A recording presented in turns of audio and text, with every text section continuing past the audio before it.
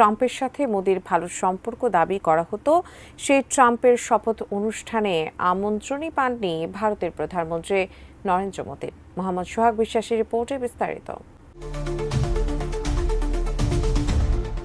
Donald ট্রাম্পকে নরেন্দ্র মোদি বন্ধু সম্বোধন করলেও ঘটল এর উল্টোটা।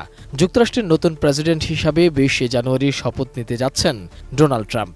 এই শপথ অনুষ্ঠানে আমন্ত্রিত অতিথিদের তালিকায় স্থান পেয়েছেন আন্তর্জাতিক সম্প্রদায়ের অনেক নেতাই। আন্তর্জাতিক গণমাধ্যমগুলো বলছে, মার্কিন প্রেসিডেন্টের অভিষেক অনুষ্ঠানে সৌজন্যমূলকভাবে বিদেশি কূটনৈতিকদের অংশগ্রহণ থাকে। সাধারণত বিভিন্ন দেশের রাষ্ট্র ও সরকার প্রধানদের আমন্ত্রণ জানানো হয় না। ট্রাম্প অবশ্য প্রচলিত রীতিনীতির ধার ধারেন না।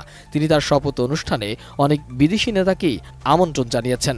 তালিকায় ইউরোপের মধ্যপন্থীদের বাদ দিয়ে অনেক কঠোর ডানপন্থী ও জাতীয়তাবাদী রাজনীতিবিদদের আমন্ত্রণ জানাতে দেখা গেছে। তবে শপথ অনুষ্ঠানে চীনের প্রেসিডেন্ট শি জিনপিং আমন্ত্রণ পেলেও ভারতের প্রধানমন্ত্রী নরেন্দ্র মোদির নাম নেই আমন্ত্রিত অতিথিদের তালিকায়।